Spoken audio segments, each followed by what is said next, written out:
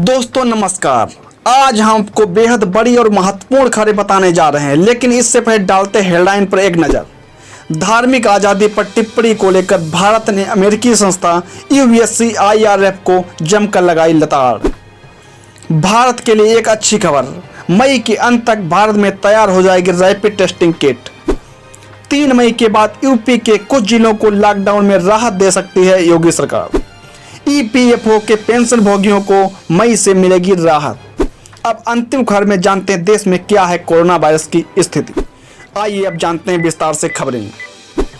भारत ने अंतर्राष्ट्रीय धार्मिक आज़ादी पर अमेरिकी आयोग USCIRF को उसकी उस रिपोर्ट पर जबरदस्त लताड़ लगाई है जिसमें उसने भारत में अल्पसंख्यकों और खासकर मुसलमानों की धार्मिक आज़ादी को लेकर टिप्पणी की है। भारत ने 2 टूक शब्दों में कहा, यह विशेष सोच का संगठन है जिसकी भारत को बिल्कुल परवाह नहीं है। भारत ने इस रिपोर्ट में कही गई बातों को वाहियात बताते हुए कहा, भारत के खिलाफ ऐसी बातें करना USCIRF का पुराना सगल है। भारत के आधिकारिक प्रवक्ता अनुराग श्रीवास्तव ने कहा, हम USCIRF की सालाना रिपोर्ट में भारत के बारे में की गई टिप्पणी को खारिज करते हैं। भारत के खिलाफ इसकी पक्षपातपूर्ण और वाहियात टिप्पणी नई नहीं है। उन्होंने कहा कि यह अमेरिकी संस्था भारत के बारे में ऐसी बातें करता रहा है, लेकिन जब दुनिया कोरोना संकट से जूझ रही है तब इसकी यह हरकत दिखाती है कि वह और नीचे गिर गया है। भारत के लिए एक अच्छी खबर भी है। दरअसल स्वास्थ्य मंत्री डॉक्टर हर्षवर्धन ने कहा कि हम मई तक भारत में RT-PCR और एंटीबॉडी टेस्ट किट यानी रैपिड टेस्टिंग किट बनाना शुरू कर देंगे और ICMR से मंजूरी के मिलने के बाद हम उत्पादन शुरू करेंगे। हमारा लक्ष्य 31 मई से रोजाना 1 लाख टेस्ट करने का है। डॉक्टर हर्षवर्धन ने कहा कि अभी देश में 30 से 35 हज़ार टेस्ट रोजाना हो रहे हैं। कई जगहों पर संक्रमण काबू में है। देश की 80 जिलों में 7 दिन और 47 जिलों में 14 दिन से एक भी कोरोना के केस सामने नहीं आया है। 3 मई के बाद यूपी के कुछ जिलों को लॉकडाउन में राहत दे सकती है योगी सरकार। उत्तर प्रदेश के मुख्यमंत्री योगी आदित्यनाथ ने कोरोना संक्रमण से अब तक अछूते या कम प्रभावित जिलों में कुछ गतिविधियां शुरू करने के संकेत दिए हैं। उन्होंने कहा कि ग्रीन जोन और ऑरेंज जोन में छूट वाली गतिविधियों के लिए एक कार्य योजना बनाई जाए।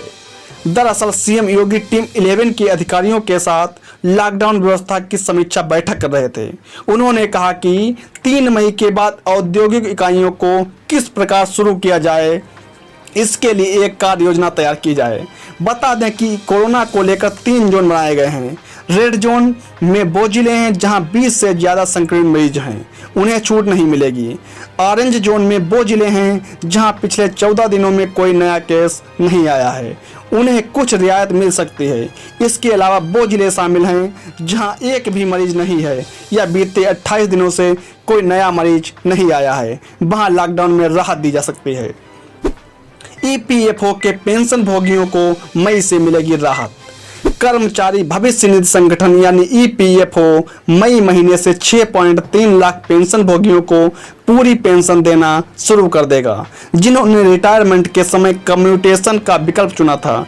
इससे देश भर के EPFO पेंशन प्राप्तकर्ता को बड़ी राहत मिलेगी। केंद्र सरकार ने EPFO के पेंशन नियमों में इसी साल 20 फरवरी को बदलाव किया था।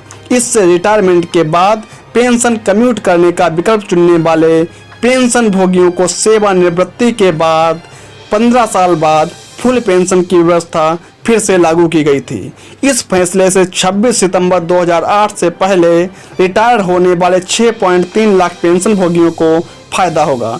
सरकार पर इस फैसले से करीब 1500 करोड़ रुपए का बोझ आएगा।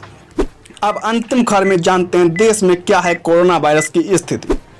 भारत में विदेशी नागरिकों सहित कोरोना वायरस महामारी से संक्रमित होने वालों की संख्या 28 अप्रैल को बढ़कर 29,974 हो गई है। स्वास्थ्य मंत्रालय ने मंगलवार को जारी आंकड़ों में कहा कि देश में कोविड-19 संक्रमण के चलते 937 मौतें हुई हैं और वर्तमान में कुल 22,010 व्यक्ति महामारी से संक्रमित हैं।